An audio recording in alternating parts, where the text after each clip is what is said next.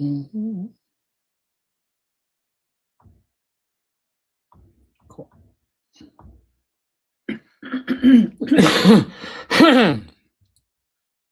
All right. Hey, Cheryl, how you doing tonight? Good. It's been quite a day, hasn't it? So, good evening, everybody. And my name's George Villia. Hey, Jennifer's coming on board. Hey, Jennifer. Hello, hello. Good morning. Good evening. Good morning, good evening. You can hear us okay, right? Yes, I can. Oh, this is a new view. I'm looking at your background. Yes, isn't it something else? I did a 2-second remodel. How's that? That is very impressive. Yeah, she thought that your people would like that. So Yeah. but anyway, so good evening, everybody. It's Sunday night, and tonight we usually spend our time dreading Monday, but tonight we're going to spend it actually remembering where we put our keys. So, they tell us aging is a natural slide into the fog, but they give us fancy names like senior moments, cognitive decline, aging, old man, like when son comes, old man, hey, old man, right? That's a polite way of saying your brain is currently being marinated in a sea of syrup, maple syrup, as my nickname is, high fructose corn syrup, and broken promises. So think about it. We live in a world where your phone has more memory than the person who brought it. And in fact, they have smart houses, smart cars, and smart watches, but who are walking around in a metabolic stupor because the food industry has decided that fiber is an optional accessory, kind of like a sunroof on a moped. So they've got us on the treadmill, like we spike our sugar, we crash the brain. They call it getting older. We get depressed about it. It's a closed loop system, guys. And the loop that leads straight to the file not found, the old 401 message we get on our phones and that kind of stuff, right? Sometimes that's our brain we get it to. But here's the kicker, the thing that they don't want to admit, our brains aren't broken. We aren't lazy. It's just saying it's starving for a room full of cake. Our brains are so clogged, but yet it's starving. So tonight we're not talking just about Alzheimer's and dementia, some boogeyman in the closet. We're talking about a metabolic crisis. Now we've got Cheryl tonight. We're going to talk about the twin story, but we have a little bit different thing today. We had an event that Cheryl just brought it up and want to talk about it. I think it's important because, you'll see the why. And if Sam comes on to talk about brain fog, it'd be wonderful. If not, I'll explain brain fog. And then we have the incredible, awesome Jennifer. And Jenny's going to talk to us about being caregiving. So buckle up. We're going to talk about the Feel Great system. We're going to talk about how to get balance and stronghold. We're going to talk about what your brain deserves, the energy reserves to get rid of the chemical sludge. So I'm George, and this is the Alzheimer's Show. And so we're going to talk right now a minute or two. We're going to talk, Cheryl, we're just going to talk about what we were just talking about on your day. So. Okay. We spent the afternoon with a very good friend of mine. He's a schoolmate. He just turned 80. And I turned 80 in November. And I was actually feeling not at the party, but when I got home, I was feeling, I told George I'm very upset tonight. And I thought she was mad at me. I said, I'm not mad at you. I said, I'm just upset because I didn't get the chance to spend my 80th birthday with my twin, my soulmate. And that was in November. Mm-hmm. So I'm just, I don't know, I'm just really upset tonight. And it just affects me different ways, different times. And I was thinking about it on the way home. I was fine at the party, nice time. But I was just thinking about it on the way home, how unfair that we could not spend it together. We always spent our birthdays together, always. For 71 years? 61 years? How many years did you spend with your sister? 63. 63 Well, years. the last two really didn't. She didn't know what was going on because she was diagnosed with early onset Alzheimer's when she was 54, which is the age of my daughter right now. Yeah, it is, isn't it? And she died when she was 61. It's identical twins. Identical.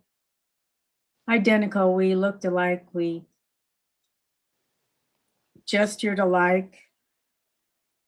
We had finished each other's sentences.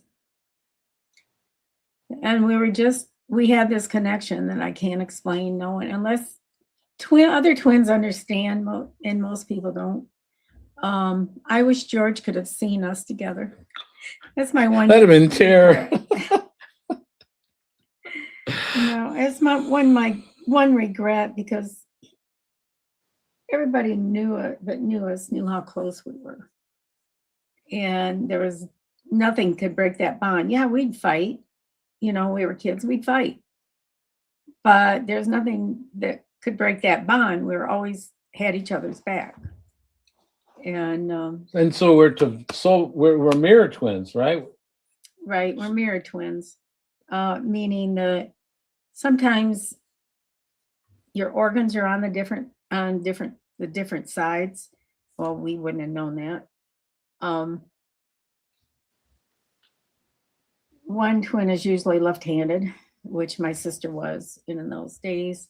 That was a no-no in school, so they made sure they corrected that, and you had to use your right.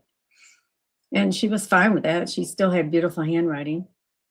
And but yeah, it's just a bond that I can't explain. But you guys you were raised together.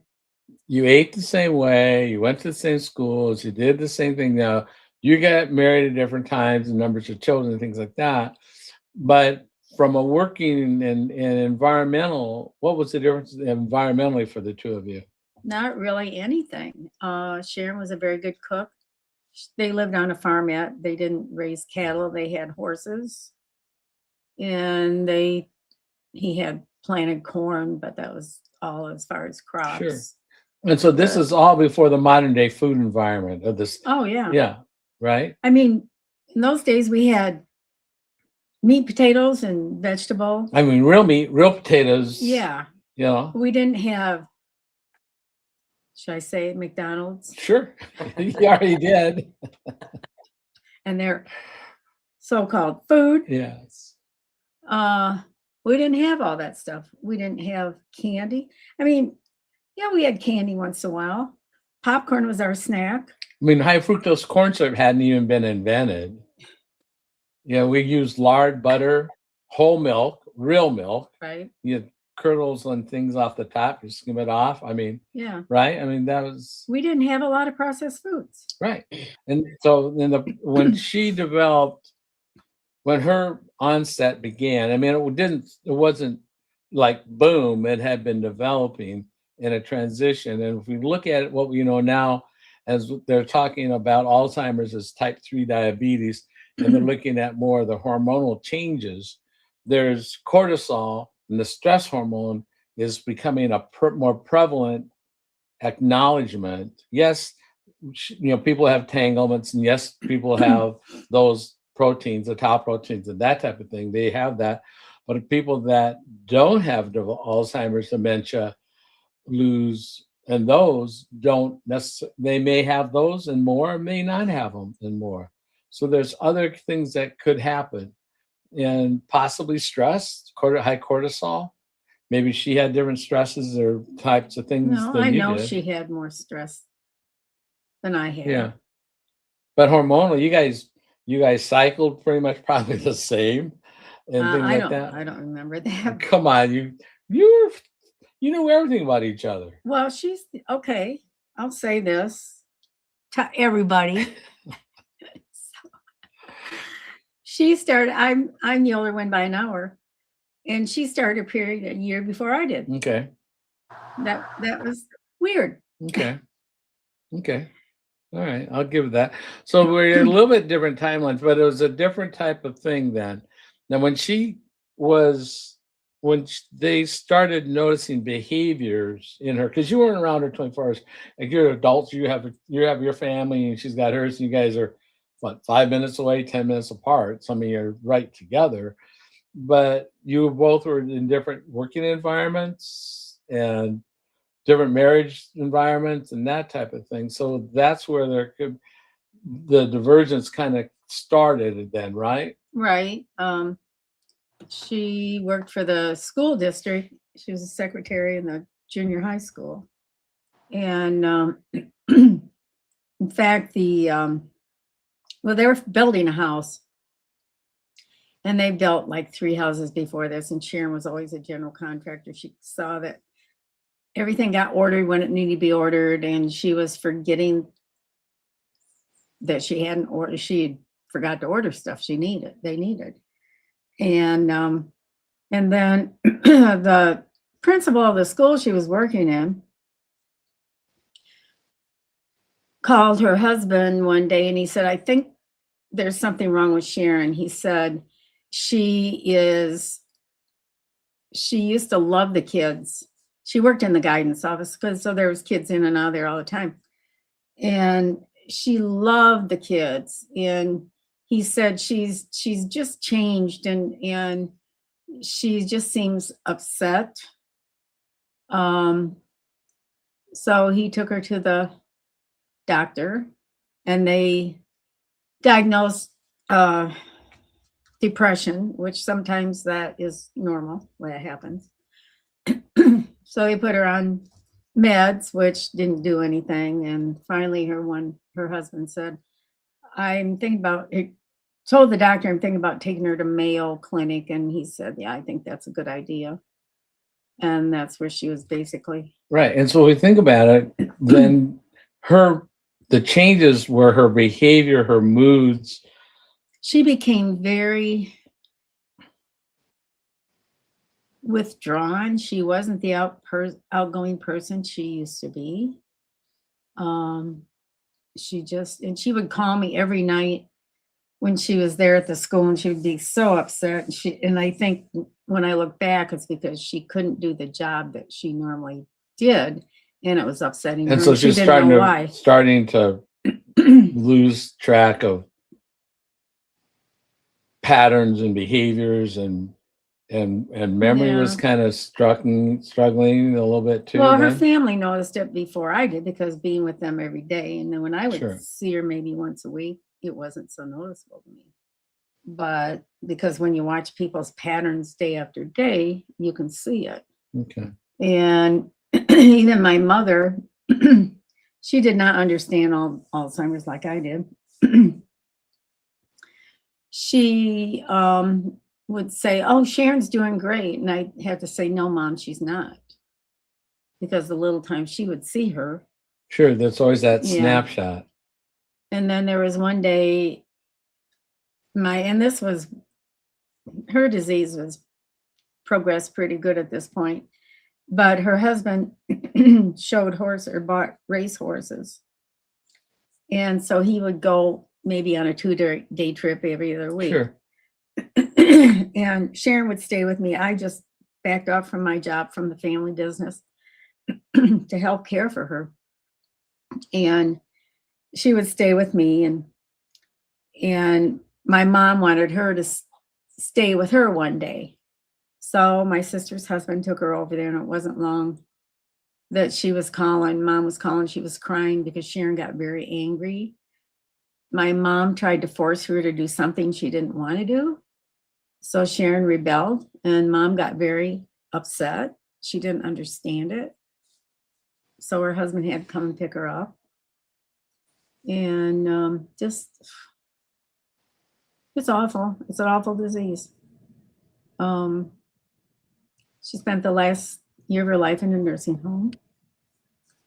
I knew what day she was going to die, because that's how close we were. I knew. Hospice had she was in the nursing home, and the gal from hospice had put her back in bed. She had just given her a shower. And Sharon was laying there on her back, and I said to the gal from hospice, I said, she is not breathing right. And so she called the nurse from the nursing home, and the nurse took her vitals, and she said, you better call family. That was on Wednesday.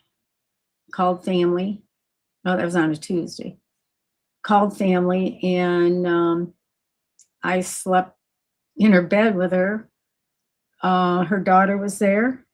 We were on the clock, and I knew it deep in my heart that she was going to die on Saturday. I even went home one afternoon and take a shower and change clothes.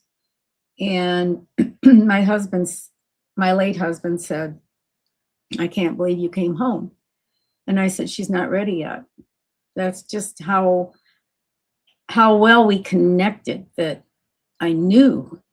And Friday night she died on a Saturday, and Friday night, one of my niece's girlfriends, it was her little boy's first birthday. So we thought, and my sister's husband was there at the nursing home at the time, and I felt comfortable enough, and so did her daughter, to leave for a couple hours, because I knew she wasn't going to die then. I just knew it was going to be Saturday. And she passed Saturday morning early. But I was with her. I slept in bed with her. I will never regret anything I did for her.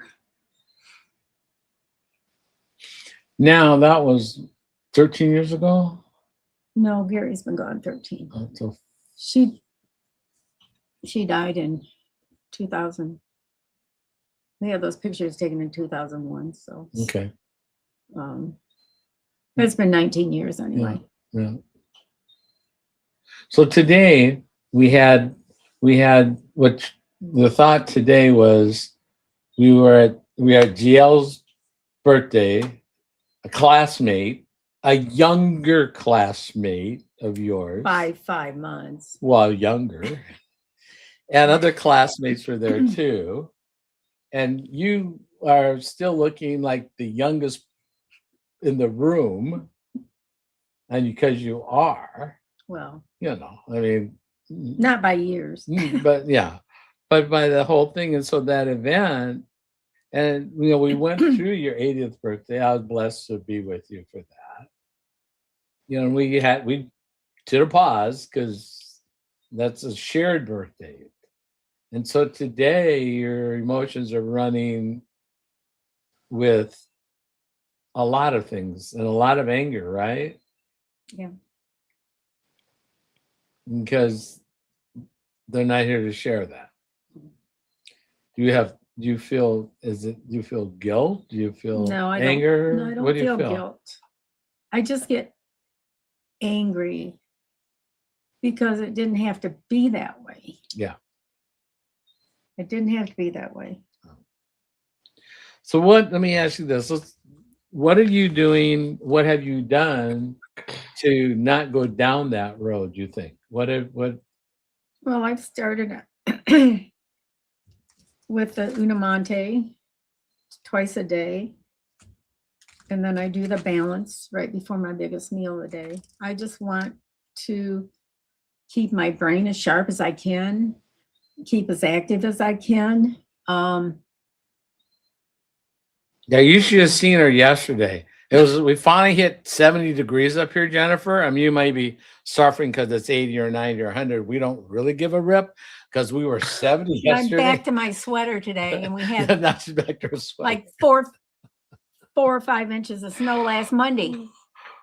But yeah, we did. But the point is that the reality is that yesterday she went out and was like back in the day, there was a cartoon called Ricochet Rabbit, and he bing, bing, bing, bing, bing. He was everywhere. She was outside, and she had rakes and leaves and shovels and fire and blowers and clippers and power tools and ladders. And I know she was out there just like she was everywhere. It's like I'd go out to the catch up with her in the back and she'd be in the front. So I'd go over to the front and she'd be on the side. And I just like, I'm telling you. Well, he came out on the deck once and he said, "Are you mad at me?" I said, "Why? I'm just busy." So yeah. So I told him, one thing I told him when he came to stay with me, I said, as long as you let me, if I want to go out in the yard and work until 9 o'clock, I will. I said, just so you understand that. and last night when you came in, you said, "Oh, I'm going to be sore tomorrow," didn't you? You said, Yeah, but I really wasn't. and you weren't at all. No, I wasn't. At all. I'm surprised. You're good. The feel great system comes through again, right? I mean, my goodness gracious. But yeah, I mean, the wonderful thing is that you get to, and you are living really your best life. Today you had time with your classmates, and you had time with a son and a daughter and their spouses, and they're talking about getting campers and motorcycles and boats and trailers, and I don't know. Wow. I don't know what all you guys are doing in there, but it was No, Kurt's looking for a camper. Yeah, My yeah, son's looking for a camper. yeah. But it was all energy all the time. There is no slowing down. So, because I mean, Jen, I don't know if you've ever walked into a room and to realize that your brain just pulled the file not found error. I mean, really? It's like, come on, your brain is going at it. And what we want to do is we can clear that brain fog with the feel great system. Just how many packs? 3 little packs, 3 packs a day. Keeps the spikes away. So, and then you don't wonder why at 3 a.m. you're holding a spatula in the kitchen. Oh, and I slept so hard last night. Oh, she's like gone. I mean, the house could have been picked up, moved on a trailer, and put down somewhere, and she wouldn't have known. He even got out of bed and went out on the couch. She was just gone. Just out of here. So anyway, yeah, that's where we're really going at it. So let's talk to Jennifer a little bit here. Jennifer, let's catch up on the caregiver world. What's going on in your world? Well, hello everybody. Thanks for having me, you guys. Cheryl, as always. There's a few different things I wanted to talk to you about prior to me saying where we're at this homestead. Okay. One, I so love how much you love your sister and how willing you are to share through the feelings, through the anger, through the sadness, through the grief. I really admire you. Thank you For doing those things. And I know that Sunday nights may some days not be your favorite day because we do talk about the tough stuff. But I so appreciate you doing so. Thank you. I think it's very important. In my case, I was removed from both of those people that passed from Alzheimer's. My uncle was in a nursing home in Michigan. My grandmother I saw only periodically, but you were hands-on the whole time. And I completely admire you for doing that for your sister. Thank you. The other thing, Miss 80-year-old busybody, I guess I'm trying to discern what my feeling is because I almost feel jealous. And I feel jealous because my mother is the same age as you. My mother is dealing with cognitive decline. She is legally blind. She is in denial. She wants to control everything and is wheelchair bound. Yeah. So to hear that you are outside and you're everywhere all the time, gardening, doing this, doing that, and George is having a hard time keeping up with you. I mean, that just, I love that for you. Okay. And I mean, after my husband died, he died in 2013, and in April it'll be 13 years next month. And that was my therapy, my yard. I Mhm. go out there, I could forget about everything Yeah. because it was just something that's on your brain all the time. And he died 6 years after my sister. So I was still basically grieving for her. But that was my therapy. I don't know what I would have done if I didn't have that spring and summer. Mhm. And I feel bad for you, Jennifer, because you have to, go through all that too with your dad and your mom. It's definitely as you guys know, I've been talking about this for, gosh, I think we're coming up on 9 months, 8 months, 9 months. And the evolution of my feelings is something that I never thought was going to occur. Right. And when before I started the Feel Great system like you guys did, I was dealing with the brain fog. I didn't know why I walked into rooms. I was putting my parents' appointments on the wrong weeks and the wrong Right. days. And when you are the person that people are depending on, like I'm breaking out in a sweat because every time I talk about this, it's very emotional for me. Uh, And it's not my proudest moment. I'm the oldest of two. I want to be able to help. My sure. nature is to help. And when you're sending 80-year-old people to appointments that are 45 minutes away, they know where they're going Uh-huh. and they're a week early and on the wrong day. That Right. does not give me a warm and fuzzy. Right. Yeah. I felt like I failed. And so starting the system for me, within a few days, Hmm. my brain fog lifted. And George, you Great. were talking about stress and high cortisol. Welcome to me. Right. I can imagine. I I, can't I'm, imagine. I'm, yeah, I'm coming up on 4 years of caring for my parents, and I'm like, where did the time go? I know. Time flies. It's going by so quickly, Mm-hmm. and my mom has started the fiber again, Oh, good. but mom is still. I had about a month where she wasn't. What's the best way to put this? Hiding things. Hmm. Um, but they came back from Target today, and there was anti-diarrhea over the counter, and there was Yeah. Pepto-Bismol, and I'm like, "What are you doing?" Yeah. And so the viewers understand. I am required by all of her medical professionals to write down the whatever type of medications she wants to take. She does have cognitive decline. She is blind, so it is very important that she not have a hold of these things Mm-hmm. because she may not know, because nowadays all the pills are going white, and Yeah. mom used to know them by color and Sure. shape and the number. And this has been a long life battle for my mom. So now the So medications are more homogenized in terms of their appearance, size, color, all of that. It's kind of like it's not. Here's a yellow blue pill in a capsule, and then there's the pink one. They're becoming more monochromatic. Is that what you're telling me, Jen? yes, like she has one pill, for example, is mauve and gray. The other one is blue and white.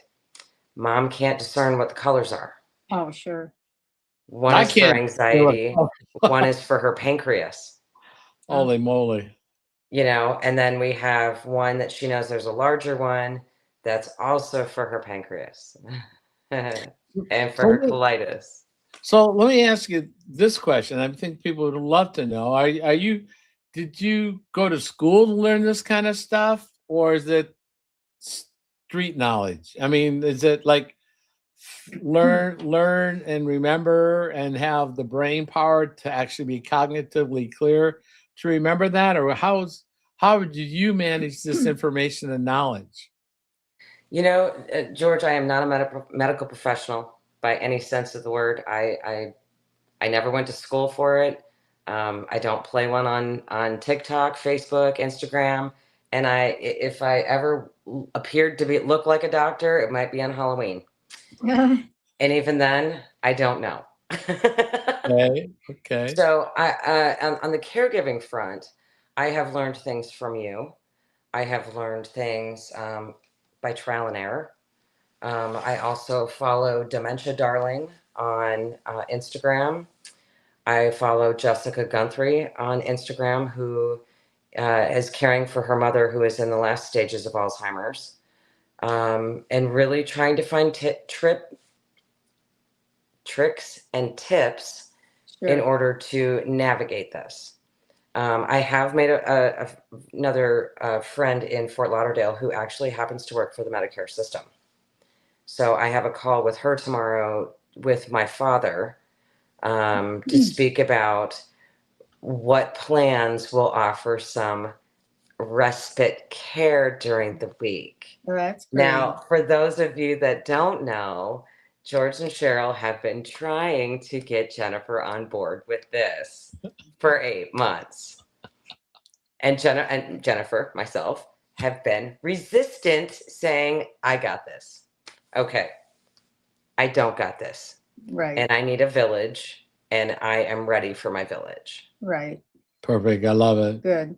So I appreciate you hanging with me, knowing that eventually it's gonna click and I'm gonna get on board. And Well- that's so true, because one of the things that happens is, and it's more and more prevalent, is that people, and now let's just think about this.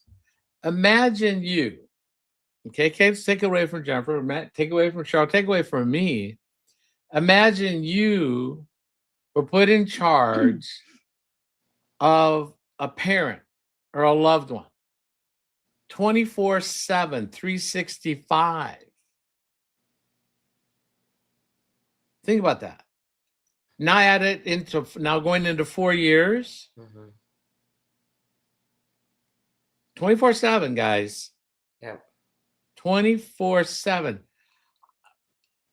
I can't keep a rock safe for a week. Plants, maybe, I don't know, a month. Yeah, I mean, so think about the reality is that there is more and more evidence and data that caregivers go through a more rapid physical, mental, emotional decline than the people they're taking care of. If you know healthcare givers, if you know nurses, if you know, any level of caregiver, they get to do something that Jennifer doesn't get to do, and a lot of caregivers don't get to do, and that's close the door and go away for 8, 12, 24 hours a weekend and not give it a second thought. So our concern, and rightly so, I mean, and we can talk about our experience too, is that caregivers need care to be given to them. They need a respite. And I think one thing Jennifer learned in a recent actual trip where God love her daughter and son-in-law and grandson, said, Graham, sit your ass down. Don't you dare lift up a thing to cook, clean. You can go to the bathroom on your own. You can wash and shave and do things on your own, but you're not cooking. You're not cleaning. You're not doing laundry. You're not doing floor. You're not doing shopping. You are just exhaling. And let me tell you how hard that is to do. Because I was in mom mode. So I want to give to my daughter and help and, give my daughter some relief. Sure. To be boldly told, no. Repeatedly. And Cheryl, you did that with mom to some degree. You did some to dad, certainly with Gary, with your husband, right? Some with your sister, some with your brother. No, my brother passed away at They're just 27. fast. He just Okay, passed. you didn't get the help. Okay, He died in the hospital. okay, there's none. Okay, but the idea is that you gave, and you needed respite too. You needed to get away, take a break. No matter how tight and emotional you are, you need to get a breath of air. You need to go see the sunshine. You need to take a walk in the park. You need to feel the breeze. You may feel guilt or drawn back. But that refreshing energy, going and meditating, going to a church, a synagogue, going to a park, taking a shower, and not worrying And for about. me, George, it's really the socialization.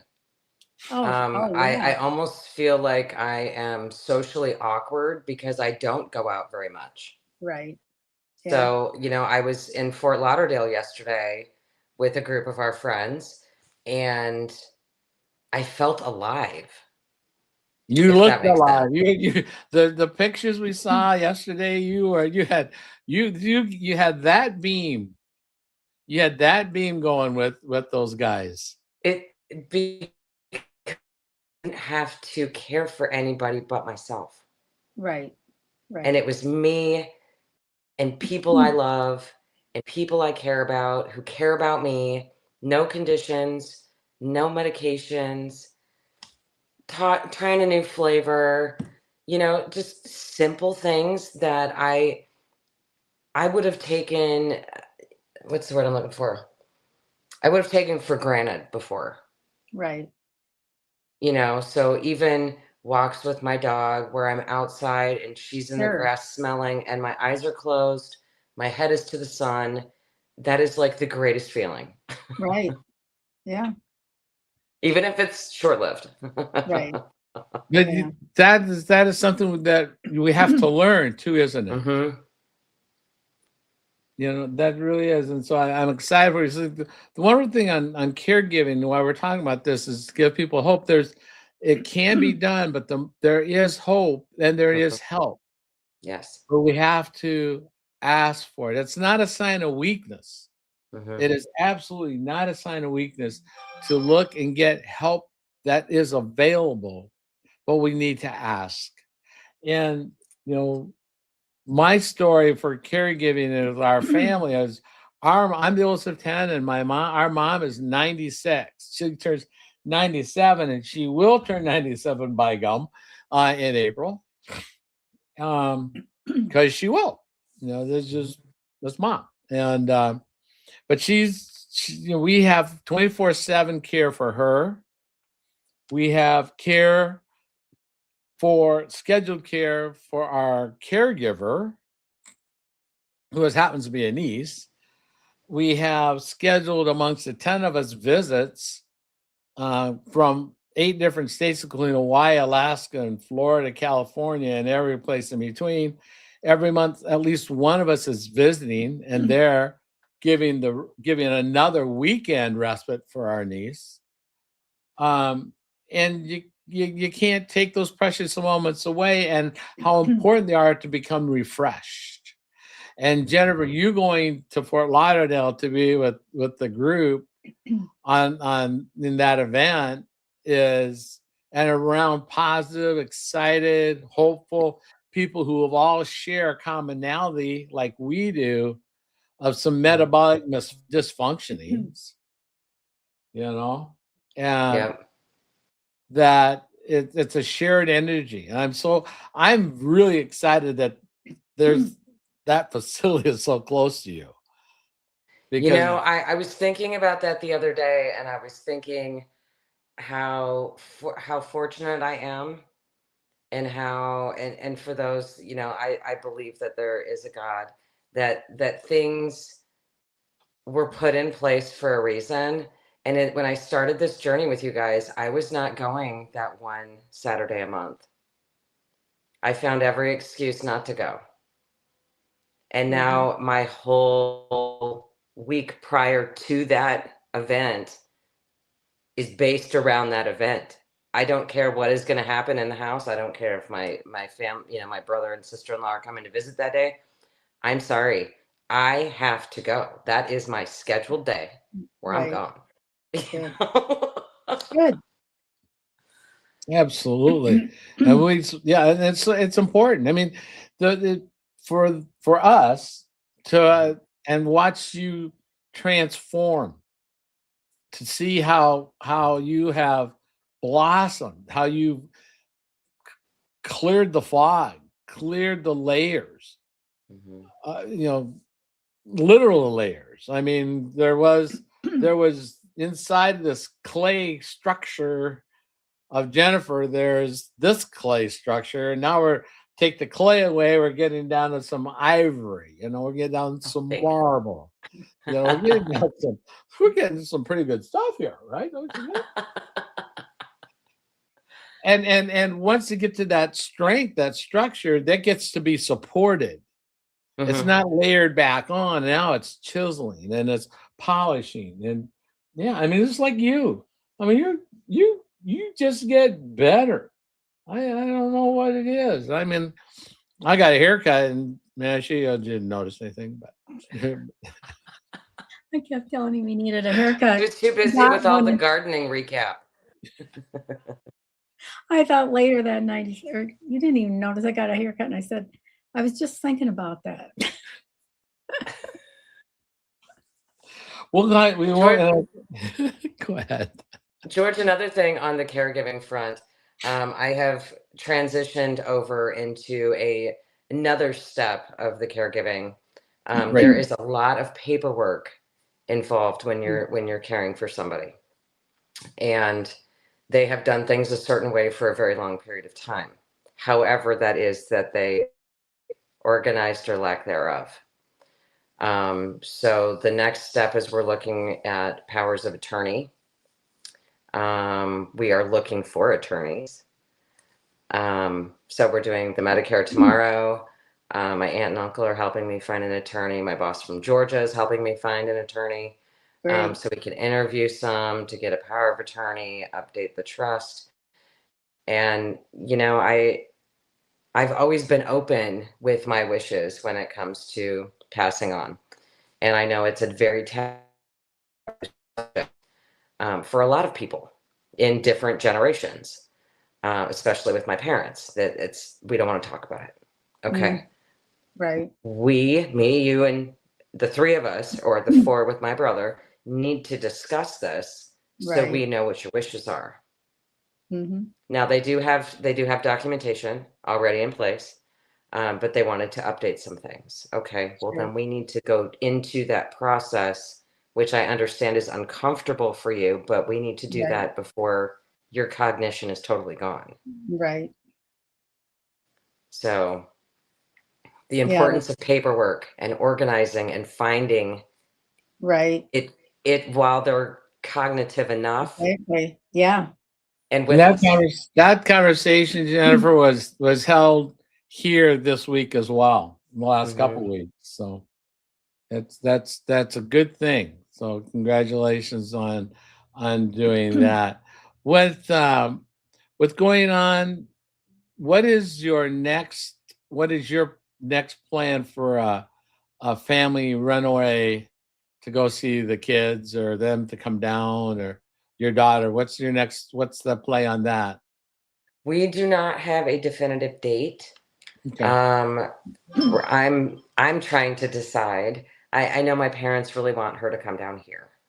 Her husband is away on business, so changing the structure for my grandson sometimes can be a challenge. Sure. Also the distance. So I may have to hop in the car. There you go.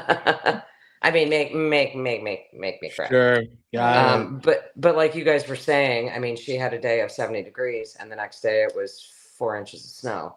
Yeah. Yep. So I'm like, okay, you let me know when your blizzards are done, and maybe I'll Right. come visit. Perfect. Perfect. So let me ask. Let's just look at the little bit of the weather was foggy. Have you ever had internal fogginess in your brain, my young lady? Yes, I have. Have you? Yeah. Like what? I didn't know. See, I'm learning stuff. I have to learn these things. I have to ask in this format to find things out. Well, I forget my phone constantly. And I have to have Alexa call me. My clothes closet is in the basement because there was not enough room upstairs in those dinky little closets. So I had It's not a closet. It is a room. It was a bedroom. And now it's my closet.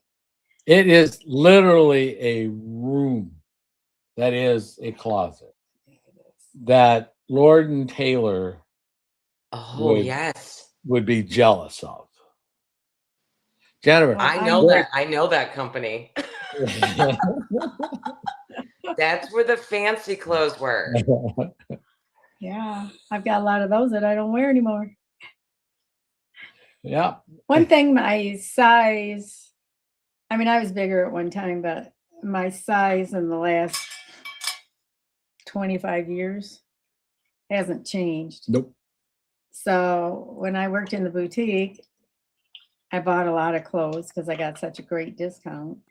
I still have them and they were quality clothes, so I still wear a lot of them. But I am embarrassed. I need to go through it. I just haven't had time. Yep. Jennifer, what is that in your glass that you're sipping on there? This, sir, Yeah. is an electrolyte. No, do tell. Yes. So the electrolyte I choose is called Signal. Now, for me, George, I had really bad gut dysbiosis. Dysbiosis. What's Yes. dysbiosis? That's like that's a New York Times It's a new word to me. crossword puzzle word. What dysbiosis? I have a good friend named Dr. Dieter. He's an internist and a pediatrician. And he was just talking about this. So I kind of feel like I know things. I'm You still do. learning, guys. I am not a medical professional. So when I say the word dysbiosis, I feel really cool. So I have found that I've been lacking in minerals. Drinking water, I always say drink half your body weight in ounces. Some days I struggle with the water. So with my gut health, which in turn helps with my anxiety, my depression, and my brain fog. It's funny how this is all like in a big loop. Right. Especially because I do live in a humid state. I'm in South Florida. It doesn't mean it doesn't get cold here. It's just not cold to the rest of you when it's 50. But I just add in water. For me, sometimes because I wasn't getting enough fiber in my diet either, I add fiber to mine. Do you? Oh. So you take. I do. So you use our brain, because our brain is an electrical storm. And because we're running on a low battery on a frayed cord, sometimes we get the signal to upgrade it from a tin can signal all the way up to like a fiber optic. Is that kind of what this does? That is the most brilliant explanation. I mean, it's great. I love it. So this little sugar is important. George, a lot of us have been dehydrated for a really long time. And most people think that they're not dehydrated until they have the sticky mouth or the, oh my gosh, I'm so thirsty. Right. That's because you're extremely dehydrated. Exactly. Yeah. I didn't know those things before. I just thought, okay, well, now my mouth is dry. I'm dehydrated. No. If it's there, you are really gummed out, right? Yes. Now, and we have dry mouth going on in the house here too. So that's another symptom. So let me ask. So the question is that since you started electrifying your system with this electrolyte, okay, along with adding fiber, now you said that you had gut dysbiosis. Has your gut dysbiosis become just gut dys or gut bi? I mean, is it better? Well, okay, so You know, a lot of our serotonin is made in our gut. Yes, it is. And I was dealing with PTSD, anxiety, and depression, which those three things, well, aside from the PTSD, that was trauma. When my gut was imbalanced, it elevates that to those symptoms. So, as you know from our wonderful teacher, Dr. Dieter, there's 50% good and 50% bad bacteria, and we need it to be even. Well, when I'm dealing with anxiety, depression, brain fog, cholesterol issues, my bad side was up too high. I didn't know this. Nobody told me this. Nobody told me my serotonin was made in my gut. I didn't know that. And I thought that, as I was doing the old school food pyramid, that eating bread and bagels and muffins, I was getting enough fiber. I thought I was doing it the right way. And since I have started using the fiber, and like my daughter is so proud that I've been using fiber and that my anxiety and depression is better and my mood is better, that she made me an ornament last year that says Gigi, the year of fiber 2025. Oh, nice. I love it. Congratulations. And at Halloween at her house, instead of a pumpkin, she put out a head of lettuce with googly eyes on it for me. Funny. I love it. I love it. So it's a community. It's a community. When these changes are seen and accepted within the community, especially our family community, that it's something. Because if they notice, because they notice things before we do, don't they? As a rule. Yeah, my mom said I was so much happier being on the system, and that was after I'd gotten the okay to get off my anxiety meds. Dad says I have too much energy. I need to stop drinking the tea. Who knew? We love it. So let's talk about brain fog. You had brain fog. Now, I had brain fog, and Jennifer, you had brain fog, but really that's improved gazillions of percent. I mean, yeah, maybe I might forget for a minute where I laid my phone down because I laid it down and while I was going to do something else. I know. I don't worry too much about that. It's not. But when I was sick for those 4 weeks, I told George, I said, I've got horrible brain fog. I just can't get it together. I had horrible brain fog. You did. You noticed it. Yeah, because you were just out of sorts, trying to get it back to normal where you are. And so, sometimes brain fog is that where you want to buy a vowel. I'm trying to think of something like part of my story. One story with I remember it. People, how do you remember? Because I just do. But I made 5 trips within 100 yards of my house in the car to the butcher block in my home to pick up things that I forgot the last time I came back 5 minutes. Not even, I drive around and turn around, drive around. I forgot my phone, my drink, my briefcase, my lunch. I don't remember what else. I've had 5 trips inside the house and everything was on the butcher block. I've just like the worst fog I've seen is people.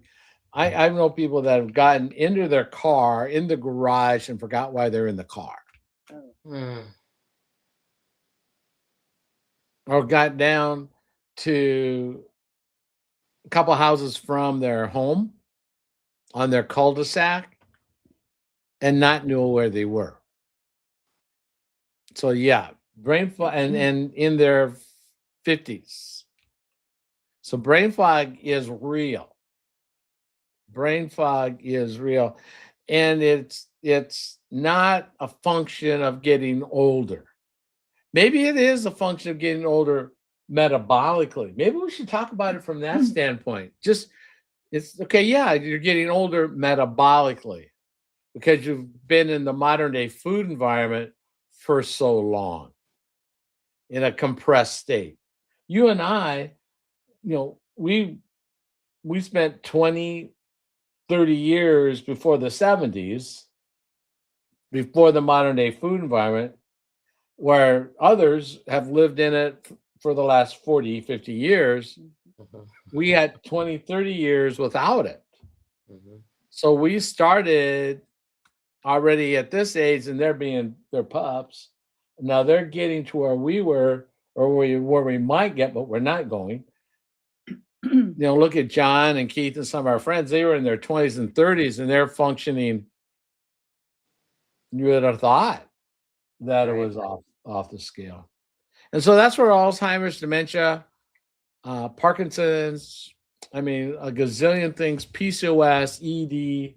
There's so many of them things that come out. So, but one of the things I want to do is I want to kind of wrapping this up. And Jennifer, anything else you want to say tonight? I'd love to hear. But while we're wrapping this up, I thankful that you both share time on this with others. And there's people that on watch this now. There's people that watch this throughout the week. This is out there for at least 30 days across different social medias, and people watch this.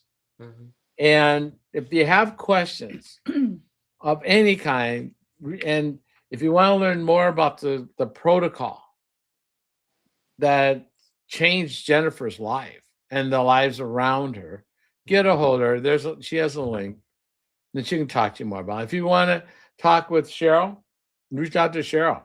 Mhm. You can reach out to me if you want, but I'd reach out to one of these two because I would. And I do. But we want to share with you because we want to give people hope. Because it's not, there's no reason to play victim. There's no reason to just say, I give up. There's a thing you can't teach a dog new tricks, but I beg to differ. Actually, I prove to differ. My buddy, Dr. Jim, with Bob, Steve, we got a list of guys and Yeah. gals, 70, 60, 70, 80, 90. We got one that's 100 and something, I think, that would all beg to differ. And I'm going to sneeze. Bless you. Thank you. Nobody else will. Bless you. Okay, good. Thanks, both you will. But for the rest of you, no. But anyway, guys, these combined, any way you look at it, whether it's electrolytes, whether you're dealing with protein, whether you're dealing with building your muscles, whether you're building for fiber, whether you're building for just straight energy, the system literally works. It does. It works, and it's simple and it's easy.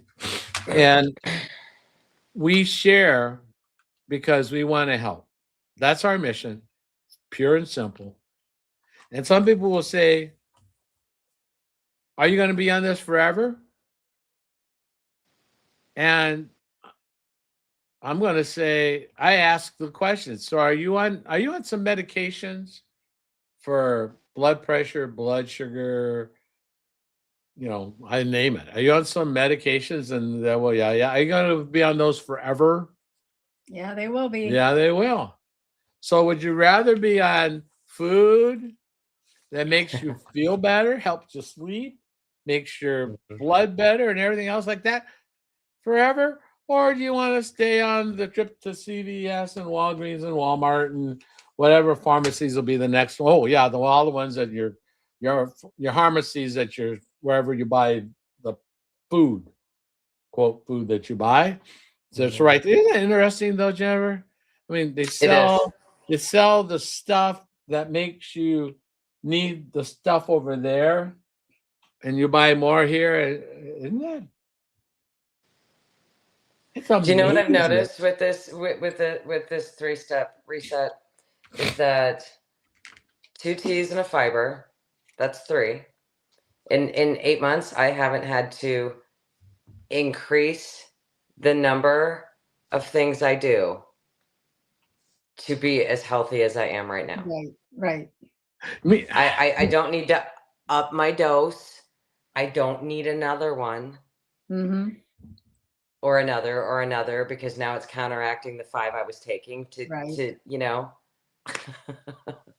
That to me is freedom. I You love know? it. Right. I love it. Well, guys, thank you. I love you. Love you. And I love you. I love you. We love each other. But you know what? We love you. We want to help you. If you'd like to learn more, get a hold of us. We're on a mission to help. We want you to feel better. We don't want you to go down the paths that some others have gone. We don't want you to go down the path that we have gone. Mhm. We want to offer hope. We want to offer hope. And we want to offer hope. Yeah. I'll see you tomorrow. Love seeing you guys. Talk to you later. See ya. Bye, guys. Bye.